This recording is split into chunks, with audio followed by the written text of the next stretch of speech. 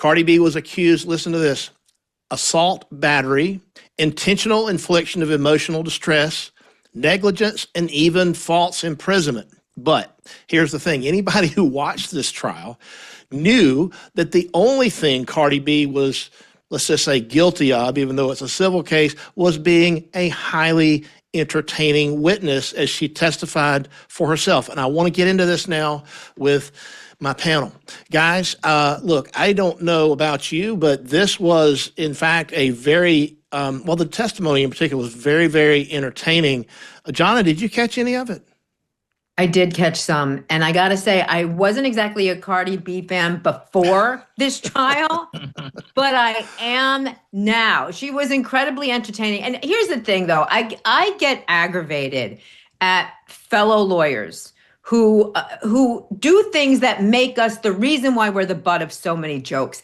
This case should not have been brought. I have a lot of sympathy, empathy for famous people because they are targets for these kind of frivolous lawsuits. Everybody wants to make a quick buck. And Cardi B came out and said, you come after me frivolously, I am not settling. And I applaud her for that.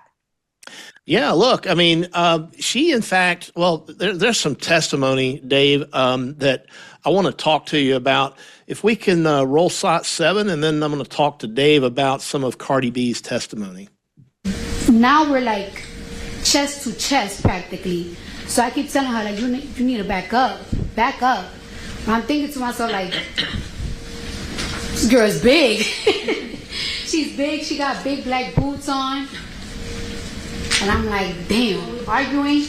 And I keep telling her to back up, but she's not backing up.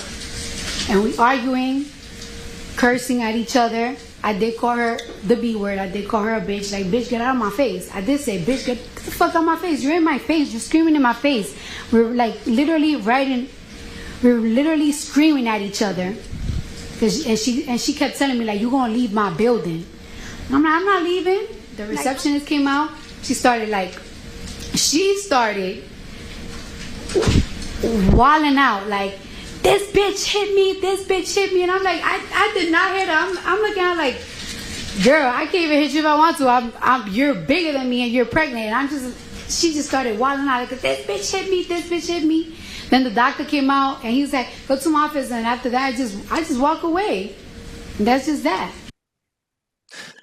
All right, Dave, you know that in a civil case, a plaintiff has to prove that he or she was injured in some way, either physically or maybe in one sense, emotional damages. But that's the kind of thing that has to occur. A jury's got to find damages before they can assign a dollar value to that. So it's an essential element of every claim. What I just heard seemed to describe just a mere verbal altercation. How was anybody harmed? How did they think they were going to make their case with that, Dave Aronberg? Well, the plaintiff sued for $24 million based on a scratch on her cheek, which she said needed surgery, and she had a great emotional damage.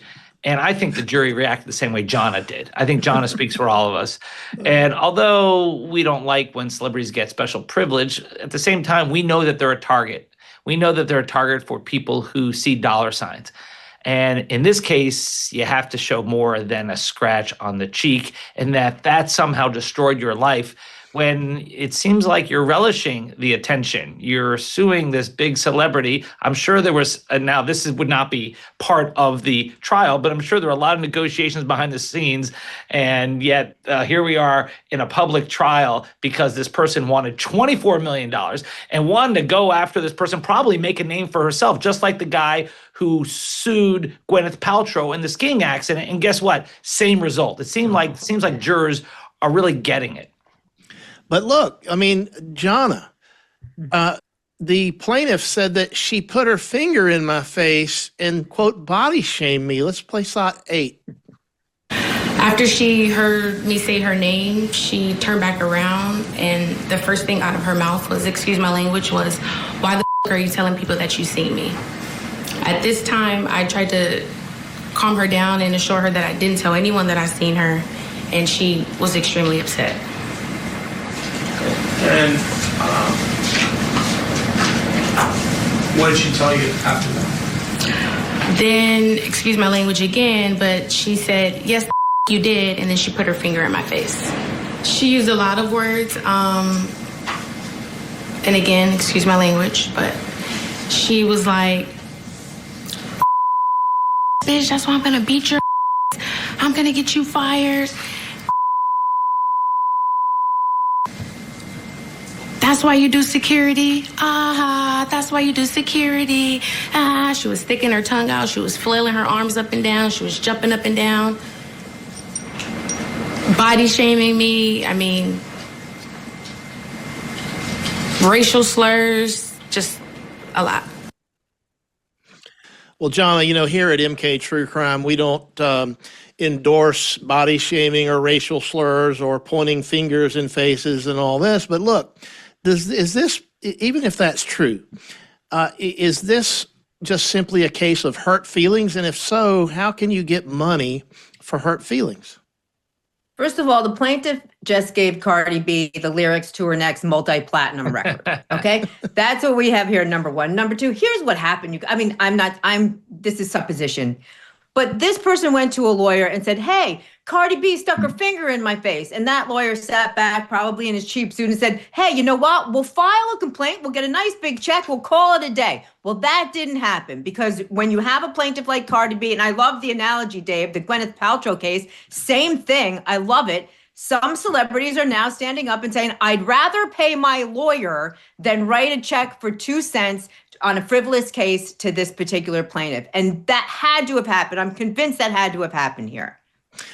Well, look, I found this particular, a lot of the testimony was really, really entertaining, and we wouldn't be doing our job here at MK True Crime if we didn't bring a certain level of entertainment to our audience. Let's roll SOT 9, and let's watch some entertainment. You said she's bigger than you, is that correct? Absolutely. How do you know that? Look. I'm looking, I don't agree with that. What is your basis? Are you saying she's physically bigger, she's taller? You have her medical records, I don't right? have anything. I'm asking you the question. I was 130 pounds at that time. So she's overweight, right? In your opinion. Objection, relevant. She's a little... You don't need to answer me. Okay. Did you call her fat? No, I was calling her a bitch.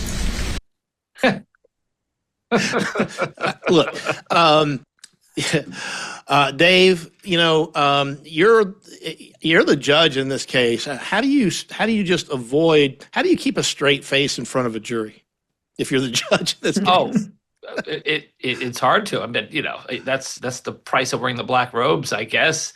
But usually this kind of entertainment demands an admission ticket. It was really amazing. And if you want a referee in this battle, I guess the plaintiff, the way that shirt she's wearing, when I first saw that, I thought she was officiating the trial. You can show that on the screen.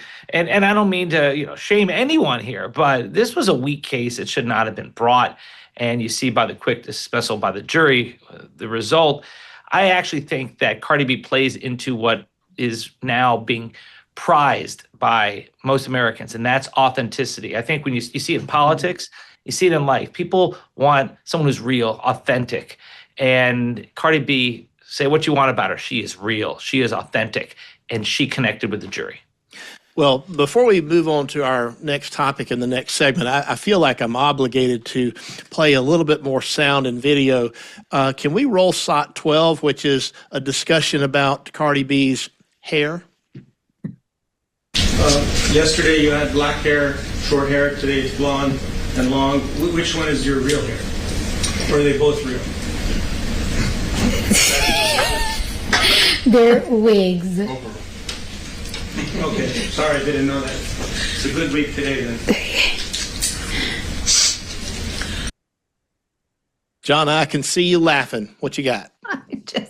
First of all, what a dumb question. Who asked that? Was that the plaintiff's attorney or was that Cardi B's own attorney? That was the plaintiff's lawyer, I believe. Yeah. Why was your hair a different color? Yes, come on. You don't know why. That was a stupid question, but I love her absolute coyness. She's just she wanted to punctuate the end of it's a wig with, You dumbass. That's what she wanted to say, and she didn't, unfortunately. Well, Dave, we may have another lawsuit coming because, well, let's take a look and listen at SOT 14, and we got some markers flying.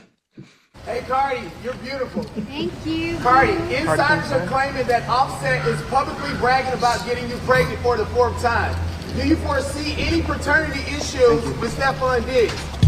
Stop disrespecting me. Don't disrespect me. I got another marker, Cardi. Cardi, your court look is amazing.